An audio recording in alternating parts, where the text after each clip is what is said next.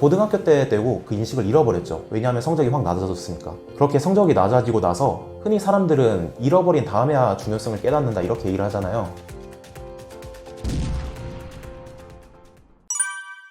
내게 맞는 공부법을 찾으면 어떤 변화가 생기나요? 암기 과목 같은 데 있어서 그냥 교과서를 반복적으로 달달 외우기 이런 걸 예시로 들 수 있을 것 같아요. 물론 많은 학생들은 암기 과목을 공부할 때 교과서 이런 걸 달달 외우기 이런 식으로 공부를 하지만 저 같은 경우에는 그게 맞지 않았고 당연히 그런 방식으로 공부해서 성적이 잘 나오지도 않았고 또 공부가 저한테 가져다주는 고통은 매우 컸거든요. 그렇게 해서 저는 방식을 바꿔봤어요. 고등학교 때 선생님이 알려주셨던 방법인데 일단 교과서를 1회독만 한 다음에 문제를 막 풀어요. 문제를 막 푸는데 그냥 풀고 끝나는 게 아니라 각 문제에서 오답선지가 왜 오답선지인지를 전부 다 정리하는 그런 연습을 하는 거죠. 이렇게 하면은 굳이 교과서를 달달 외우지 않아도 백지복습을 하는 것과 똑같은 효과를 얻을 수가 있고 결국에는 관련된 개념과 내용들이 머릿속에 들어오는 결과를 낳게 되거든요. 그렇게 방법을 바꿔서 학습을 해본 결과 저는 암기 과목이 있어서 이전보다 훨씬 더 높은 성적을 얻을 수가 있었던 이런 경험을 예시로 들 수가 있을 것 같네요.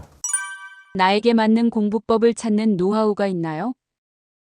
이런 거는 자기 자신이 가진 성향을 잘 알아봐야 될 것 같아요. 성향이라 한다면 우선 나는 좀 시끄러운 상황에서도 공부를 잘 할 수 있어. 아니면 나는 조용한 상황에서만 공부를 할 수 있어. 시끄러운 상황에서는 공부를 잘 못해. 이런 게 될 수도 있겠고 나는 그냥 생으로 암기하는 게 문제를 푸는 것보다 좋아. 이런 게 될 수도 있겠고 아니면 반대로 나는 문제를 푸는 게 생으로 암기하는 것보다 훨씬 나아. 저 같은 경우죠. 그런 게 될 수도 있겠죠. 이렇게 자기 자신이 가진 성향에 대해서 한번 고찰해 본다면 그 세상에 존재하는 수많은 공부법들 중에 유의미한 개수를 거르고 그 거르고 남은 것들을 가지고 자신에게 맞는 공부법을 찾을 수 있게 되리라 전 이렇게 이야기를 하고 싶습니다. 공부를 열심히 하게 된 계기가 있으신가요? 일단 뭐가 되었던 간에 제가 중학교 때까지 높은 성적을 거뒀던 건 맞으니까 전 항상 친구들로부터 공부를 잘하는 사람이라는 인식을 받고 살아왔었는데 고등학교 때 되고 그 인식을 잃어버렸죠. 왜냐하면 성적이 확 낮아졌으니까. 그렇게 성적이 낮아지고 나서 흔히 사람들은 잃어버린 다음에야 중요성을 깨닫는다 이렇게 얘기를 하잖아요. 그렇게 한 학기를 잃어버리고 나서야 전 깨달은 거죠. 아, 지금까지 내가 받고 있었던 공부를 잘한 학생이라는 시선, 나는 이걸 굉장히 좋아했구나. 근데 지금 나는 이걸 받지 못하고 있구나. 그럼 어떻게 해야 되지? 다시 받게끔 공부를 제대로 해야겠구나. 그렇게 해서 저는 타인들로부터의 인정을 되게 좋아하는 사람이라서 그 인정을 공부에서 찾으려고 시도했던 것 같고요. 다행히도 그 시도는 성공으로 이어지게 되었던 것이죠. 타인의 인정을 받기 위해 공부하는 것이 좋은 걸까요? 그게 어떤 맥락으로 이야기가 나온 건지는 잘 알고 있습니다. 예를 들면 그 성적이 오르면 무언가를 사줄게. 실제로 이러한 동기부여는 저는 좋지 않은 것이라 생각해요. 왜냐하면 공부를 잘한다 했을 때 언제까지나 그게 필연적으로 따라오진 않기 때문이죠. 그런데 저 같은 경우에는 공부를 잘하는 경우 타인들로부터의 인정은 언제까지나 따라오는 것이잖아요. 필연적으로 오게 되는 것이죠. 그렇게 해서 저한테 있어서는 그게 건강한 동기부여를 작용했고 제가 공부를 이어나갈 수 있는 원인이 되었던 것 같습니다. 만약 저에게 있어서도 그냥 부모님께서 성적이 얼만큼 오른다면 뭘 사줄게 이런 식으로만 동기부여를 하셨다면 결국 저는 제가 공부를 해나가야만 하는 스스로의 이유를 찾지 못했을 것 같습니다. 시험에서 특히 모의고사에서 높은 성적을 얻어야만 해 이러한 부담은 어쩔 수 없이 항상 존재했던 것 같은데 그게 일상적으로 공부를 할 때 항상 작용하진 않았던 것 같아요. 그래서 그게 가져다주는 마이너스가 그렇게 크진 않았던 것 같습니다. 우리는 왜 공부를 해야 할까요?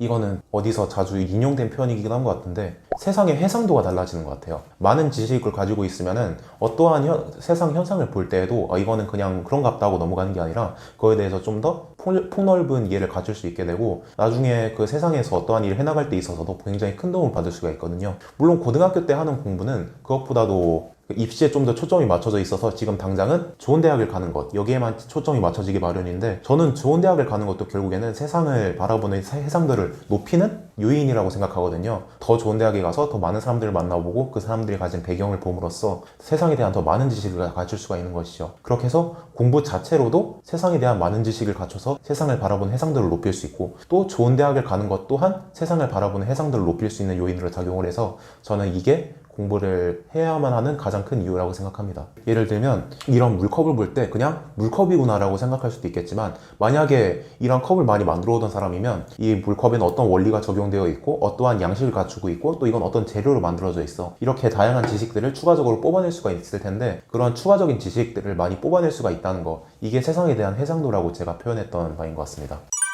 공부해야 할 이유를 찾지 못한 학생들에게 어떤 이야기를 해주고 싶으신가요? 저와 비슷한 성향을 가진 학생이면 공부에서 성공을 이미 해본 그런 선배들과의 대화가 되게 크게 동기부여가 될 수 있다 생각하거든요. 저 같은 경우에도 고등학교 2학년 말에 갔었던 연세대 고려대 학교 차원에서 보내줬었어요. 연세대 고려대 학교 탐방 프로그램이 굉장히 공부에 동기부여를 하는데 크게 도움이 되었고, 또 저 같은 경우에도 대학에 진학한 이후에 많은 학생들을 가르치면서 공부를 잘해서 대학교를 좋은 데를 가면 이런 걸 얻을 수가 있어, 이런 이야기를 해주는 편이거든요. 그렇게 해서 스스로 물론 공부에 대한 동기부여를 혼자서 찾을 수 있으면 좋겠지만, 그것이 어려운 학생들은 공부에서 이미 성공을 해본 선배들과 이야기할 수 있는 자리를 가져보는 게 제가 가장 효율적으로 활용할 수 있는 동기부여 전략이 아닐까, 전 이렇게 생각합니다. 성적이 오르는 대로 비례해서 제가 받았던 친구들로부터, 선생님으로부터의 인정이, 그것 자체가 제 가슴을 후비는 공부 동기부여가 되었던 것 같습니다. 잘못된 선행학습은 왜 공부를 망치게 되나요? 가늘고 길게 vs 굵고 짧게 이렇게 일했는데, 저는 가늘고 길게가 잘못된 선행학습이라 생각합니다. 저 같은 경우에도 이거는 제가 실수했던 부분인데, 중3 말에 무리하게 고1 2학기 때 수학 내용까지 선행을 하겠다고 단기 완성 그런 교재가 있어요. 그 교재만 풀다가 결국에는 고1 1학기 것도 제대로 선행을 하지 못하는 결과를 맞이했었거든요. 그렇게 최대한 진도만 많이 빼려고 하고 한번 공부한 내용을 확실히 자기 것으로 만드는 데는 집중하지 않는, 이러한 방식의 선행은 실패하기 좋은 선행이라 생각합니다. 방학 때는 시간을 어떻게 보내야 할까요? 슬프게도 대한민국의 학생들은 방학 기간에도 공부를 해야 되는데, 문제는 여기서 어떻게 공부를 해나가냐 이거죠. 그러니까 방학 기간에 할 수 있는 공부는 굉장히 많은 것들이 있어요. 많은 학생들은 방학 때는 그냥 선행하면 되는 거 아니에요? 라고 생각을 하는데, 오히려 후행학습, 지금까지 진도를 나갔던 부분들에 있어서 내가 제대로 공부하지 못한 게 있다면 그런 것들을 채워나가는 것 또한 선행학습만큼이나 혹은 선행학습보다도 더 큰 효용을 가지고 올 수 있다 생각하거든요. 저 같은 경우는 물론 제가 이런 공부를 했던 건 아니지만, 돌이켜본다면 고1 여름방학 이쯤에는 중학교 도형을 한번 복습했을 것 같아요. 왜냐하면 저는 중학교 도형 부분에 있어서 상당히 큰 수준의 약점을 가지고 있었기 때문이죠. 이런 식으로 방학 기간에 나한테 진정으로 필요한 공부는 어떤 것이 있는가, 그런 거를 고민하고 그거를 맞춰서 따라가는 것. 그냥 남들이 전부 다 선행학습한다고 나는 선행할 거야 이러는 것이 아니라, 이런 것들이 제가 표현한 전략의 시간이라고 이해를 하시면 될 것 같습니다.